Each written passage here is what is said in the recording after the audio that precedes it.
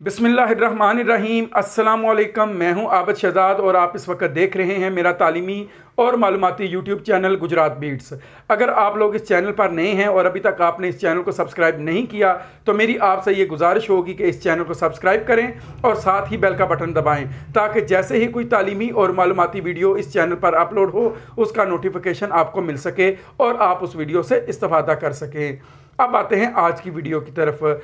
बेशुमार असातिज़ा कराम मुझसे HRMIS सिस्टम के हवाले से मुख्तलिफ सवालात कर रहे हैं, तो उस बारे में मैंने आज ये इंतहाई तफसील से ये वीडियो बनाई है। आपने इस वीडियो को आखिर तक ज़रूर देखना है। मेरा थोड़ा सा गला भी ख़राब है, लेकिन इसके बावजूद भी मैं अब सबकी रहनुमाई के लिए ये वीडियो बना रहा हूँ, तो मेहरबानी करके मेरी हौसला अफजाई के लिए इस चैनल को सब्सक्राइब करें। देखें, जैसा कि आप सब लोग जानते हैं कि जितना भी डाटा है इससे पहले तमाम टीचर, ख्वाह वो PST हूँ, EST हूँ, SST हूँ या SS हूँ या वो किसी भी ग्रेड के टीचर हों, उन्होंने अपना डाटा HRMIS सिस्टम पर पहले से ही अपडेट कर रखा था और उसको बाकायदा तौर पर उनका जो हेड टीचर है उन्होंने इसको वेरीफाई किया और उसके बाद जो फर्दर जो अथॉरिटीज़ थी उन्होंने भी इसको वेरीफाई किया। लेकिन अब बाज़ाब्ता तौर पर जो महकमा तालीम एजुकेशन जो है उन्होंने हर ज़िला में, यानी पंजाब के टोटल 36 अजला हैं, तो हर ज़िला में एक नुमाइंदा अपना तैनात किया है जो कि CEO ऑफिस में बैठेगा और जितने भी असातिज़ा इकराम हैं उनका डाटा बाज़ाब्ता तौर पर HRMIS सिस्टम पर अपडेट करेगा। तमाम फाइल्स की स्कैनिंग होगी और वो सबूत के तौर पर साथ अटैच भी होंगी। तो आपने एक लेटर वो ज़रूर देखा होगा जो कि मुख्तलिफ सोशल मीडिया के जो प्लेटफार्म हैं उस पर वायरल है, और साथ ही जो आपके तालीमी अफसरान हैं उन्होंने भी ये लेटर आपको जो मुख्तलिफ जो चैनल हैं उसके ज़रिए आपको भिजवाया है ताकि आप वो अपनी जो फाइल्स हैं उसको तैयार कर सकें। काफ़ी सारे असातिज़ा कराम ये पूछ रहे हैं कि क्या हमने सारी चीज़ें लगानी हैं या हमने जो चीज़ हमारे रिलेटेड है सिर्फ हमने वो लगानी है, और उसके अलावा क्या जो हमने पहले से डाटा इंटर किया हुआ है क्या वो और ये वाला डाटा क्या सेम होना चाहिए या इसमें थोड़ी सी कमी बेशी हो सकती है। जो डाटा अपडेट होगा इसका क्या मकसद होगा, ये फ्यूचर में किस काम आएगा, तो इस बारे में भी मैं इंशाल्लाह ताला आपको आगाह करूंगा। मेरी तफसीली तौर पर बात हुई है उस बंदे से जो कि इसको डील करेगा। ये वाहिद बंदा होगा जो हर ज़िले में बैठा होगा, यानी हर ज़िले का एक एक बंदा है, यानी वो सिंगल पर्सन होगा जो HRMIS सिस्टम को डील करेगा। अब मैं आपको ये एक नोटिफिकेशन दिखाता हूँ, आपने यकीनी तौर पर देखा भी होगा, और साथ ही वो एक चेक लिस्ट उसके बारे में बताऊँगा कि क्या क्या चीज़ें आपने साथ लगानी हैं और क्या क्या साथ नहीं लगानी।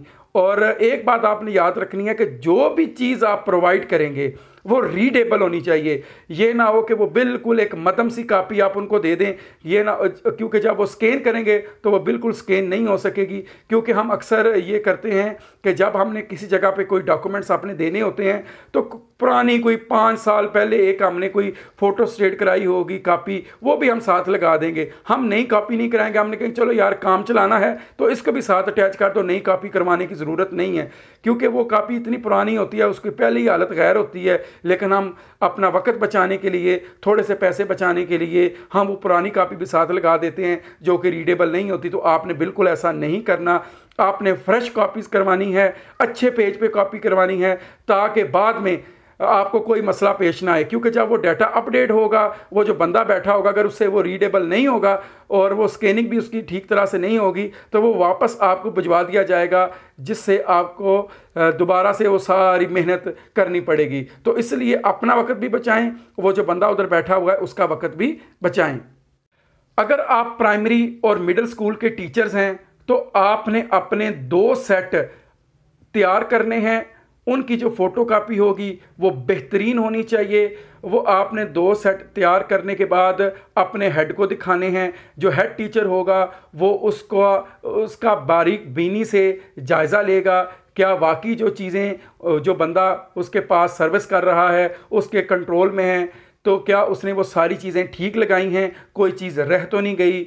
तो ये वो सारी चीज़ें चेक करने का मजाज होगा और उसके ऊपर वो सिग्नेचर वगैरह भी साथ करके आपको देगा। उसके बाद एक जो सेट होगा वो स्कूल में रहेगा, तो और एक सेट आपने असिस्टेंट एजुकेशन ऑफिसर को दे देना है। असिस्टेंट एजुकेशन ऑफिसर भी उसका जायज़ा लेगा, क्या ये बाकी चीज़ें ठीक हैं या नहीं, क्या कोई कमी बेशी तो नहीं है। उसके बाद वो जो फाइल होगी वो डिप्टी डीओ को हैंड ओवर कर देगा। डिप्टी डीओ भी उसको देखेगा, उसका बागौर जायज़ा लेगा और उसके बाद जो बंदा HRMIS सिस्टम का जो बंदा है, जो गवर्नमेंट ने अपॉइंट किया हुआ है, उसके हवाले ये फाइल कर देगा ताकि वो उसको सिस्टम में अपडेट कर सके और स्कैनिंग का जो प्रोसेस है वो मुकम्मल हो सके। और इसके बाद जितने भी हाई या हायर सेकेंडरी स्कूल हैं उनके भी तमाम असातिज़ा किराम की 2-2 फाइलें तैयार होंगी। एक फ़ाइल हेड टीचर अपने पास रखेगा, एक फ़ाइल DOSC के हवाले कर देगा। जो DO सेकेंडरी होगा वो भी इसका अच्छी तरीके से जायज़ा लेने के बाद जो HRMIS सिस्टम का जो बंदा अपॉइंट हुआ है उसके हवाले वो कर देगा। अब जो चीज़ें आपने साथ लगानी है, मैं फ़र्दन उसकी जो चेक लिस्ट है वो आपको बता देता हूँ, वो आप इस वक्त अपनी स्क्रीन पर भी देख रहे हैं। ये आपके सामने ये लेटर नज़र आ रहा होगा जिसमें प्राइमरी एलिमेंट्री स्कूल और उसके बाद हाई और हायर सेकेंडरी जो स्कूल हैं उनके बारे में लिखा हुआ है कि जो टीचर इन स्कूल्स में काम कर रहे हैं वो कैसे अपनी फ़ाइल तैयार करेंगे और उसके बाद वो कैसे जमा करवाएंगे। ये आपने अच्छी तरह से, मैं आपको पहले भी बता चुका हूँ और आपने इसको रीड भी कर लिया होगा। तो अब मैं चेक लिस्ट के बारे में आपको फर्दन बताता हूँ। ये देखें, सबसे पहले आपने इसका प्रिंट आउट लेना है। प्रिंट आउट लेने के बाद आपने अपना नाम, CNIC number, designation, personal number और कॉन्टैक्ट नंबर ये लाजमी लिखना है। ये आपका कॉन्टैक्ट नंबर आपका अपना होना चाहिए। कई दफ़ा ऐसा होता है कि हम वो नंबर दे देते हैं जो कि हमारे ज़ेर इस्तेमाल नहीं होता, तो बाद में हमारे लिए मसला बनता है। और जो चेक लिस्ट है ये देखें, कंप्यूटराइज नेशनल आइडेंटिटी कार्ड ये लाजमी लगाना है। डोमिसाइल, जिस ज़िला के भी आपका डोमिसाइल बना हुआ है वो आपने लगाना है। फिर सैलरी जो स्लिप है वो आपने देनी है। जो लेटेस्ट सैलरी स्लिप होगी आपने वो मुहैया करनी है। ये ना हो कि आप बहुत पुरानी एक सैलरी स्लिप दे दें, आपने लेटेस्ट जो सैलरी स्लिप होगी वो आपने देनी है। आपने अपने मैट्रिक, इंटर, बैचलर और मास्टर की जो डिग्रीज़ हैं उनकी आपने कॉपी देनी है। साथ अगर आप मार्कशीट की कॉपी भी देना चाहते हैं वो भी दे दें, नहीं तो डिग्री ही इनफ है। अगर दोनों दे दें तो बहुत अच्छा है।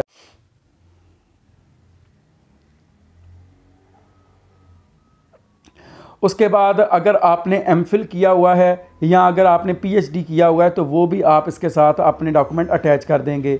BEd, MEd, MA एजुकेशन, ये प्रोफेशनल डिग्री MEd और MA एजुकेशन तो आपने वो भी साथ लगा देनी अगर आपने किया हुआ है। अगर आपने कोई भी इनमें से डिग्री नहीं की हुई, यानी अगर किसी का MPhil या PhD नहीं है तो वो लगाने की ज़रूरत नहीं है साथ, वो अंडरस्टूड सी बात है। फिर ट्रेनिंग सर्टिफिकेट, कुछ लोगों की इंडक्शन ट्रेनिंग हुई है। इंडक्शन वो जब आप सर्विस में आए थे तो सर्विस शुरू करने से पहले आपकी इंडक्शन ट्रेनिंग हुई थी। उसके बाद अगर आपने कोई प्रमोशन लिंक ट्रेनिंग, यानी अगर बंदा PST था तो उसके बाद अगर उसकी कोई ट्रेनिंग हुई है EST बनने के लिए तो वो साथ लगा दे प्रूफ। या अगर कोई बंदा SST है और उसके बाद वो हेड टीचर बन गया है या SS बन गया है तो वो भी वो लगा सकता है। उसके बाद बारी आती है फर्स्ट अपॉइंटमेंट ऑर्डर की, यानी जो लेटर ऑफ एग्रीमेंट होता है, जो आपका पहला अपॉइंटमेंट ऑर्डर है वो आपने लगाना है। ज्वाइनिंग रिपोर्ट पहली, उसके बाद promotion order in next scale and all related joining report. कई दफ़ा जिस स्केल में आप काम कर रहे हैं PST में, उसके बाद आपकी EST प्रमोशन हो गया तो आपने प्रमोशन वाले भी साथ लगा देने हैं। अगर आपकी प्रमोशन नहीं हुई तो आपने वो चीज़ें साथ नहीं लगानी। फिर अगर आप मैरिड हैं, ठीक है, अगर आप मैरिड हैं तो आप अपने साथ ये चीज़ें अटैच करेंगे, यानी अगर आप फीमेल हैं तो आप अपने हस्बैंड का करेंगे और अगर आप मेल टीचर हैं तो आप वो ये अपनी वाइफ का वो साथ लगा देंगे। उसके बाद अगर आपके कभी ज़िंदगी में कोई ट्रांसफ़र हुई है, जितने भी ट्रांसफ़र आर्डर्स हैं, 1-2 नहीं, जितनी दफ़ा भी आपने ट्रांसफ़र हुआ है तो आपने उनके तमाम आर्डर लगाने हैं, ज्वाइनिंग लिविंग रिपोर्ट्स लगानी हैं अगर हुए हैं आपके ट्रांसफ़र, अगर नहीं तो इसको छोड़ दें। फिर सर्विस बुक ओरिजिनल, ये मैंडेटरी है, आपने अपनी सर्विस बुक ओरिजिनल देनी है साथ। अगर आपने अभी तक उसको मुकम्मल नहीं किया तो आप उसको मुकम्मल करें। निकाहनामा अगर आप मैरिड हैं, उसके बाद equivalence certificate of educational degree, अगर आपने कोई ऐसी डिग्री की हुई है जैसे आपने देखा होगा कई लोग दरस निज़ामी का कोर्स करते हैं तो उसके लिए इक्वलेंस डिग्री की ये MA इस्लामिक स्टडीज़ के इक्वल है या नहीं, तो आप इक्वलेंस सर्टिफिकेट भी दे सकते हैं अगर आपके पास है। डिसेबिलिटी सर्टिफिकेट अगर आप माजूर हैं। पासपोर्ट, अगर आपका पासपोर्ट बना हुआ है तो आपने अपने पासपोर्ट की जो कापी है वो इनको मुहैया कर देनी। जो भी फाइल होगी जो आपने इस चेकलिस्ट के मुताबिक तैयार की होगी, आपको मैं फिर बार बार कह रहा हूं कि अच्छे तरीके से वो फाइल होनी चाहिए, रीडेबल होनी चाहिए, उनकी जो कॉपीज़ हैं वो बेहतरीन होनी चाहिए।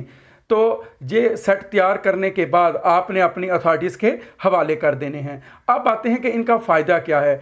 देखें, गवर्नमेंट जो है वो तमाम असातिज़ा किराम की जो सर्विस बुक है उसका रिकॉर्ड जो है वो इसीलिए अपडेट कर रही है कि जो मुस्तकबिल करीब है उसमें सर्विस बुक से छुटकारा मिल जाए। जितने भी असातिज़ा किराम हैं उनकी जो इंक्रीमेंट्स हैं वो ऑटोमेटिकली वो सिस्टम के अंदर जनरेट होकर उनकी जो पे है उसके साथ अटैच हो जाएं। जो बार बार सर्विस बुक के अंदर लिखना फिर उसके ऊपर सिग्नेचर करवाना, इससे भी जान छूट जाए। फिर जो असातिज़ा किराम की जो रिटायरमेंट होगी, जो उनकी अगर वो 25 साल सर्विस पर रिटायरमेंट लेना चाहते हैं उसके हवाले से भी एक चीज़ जनरेट हो जाएगा, लिंक जनरेट हो जाएगा कि अगर आप 25 साल सर्विस क्वालिफाई करने के बाद रिटायरमेंट लेना चाहते हैं तो वो उस तरीके से भी एक नोटिफिकेशन ऑटोमेटिकली जनरेट हो जाएगा। और अगर आपकी 60 साल उम्र पूरी हो रही है तो सिस्टम पहले ही आपको बता देगा कि ये बंदा 60 साल इसकी जो एज है वो पूरी होने जा रही है, तो एक जो उसकी रिटायरमेंट का नोटिफिकेशन है वो भी ऑटो जनरेट हो जाएगा। यानी इसके बेशुमार फ़ायदे होंगे। जो हमारी सीनियरिटी लिस्टें होंगी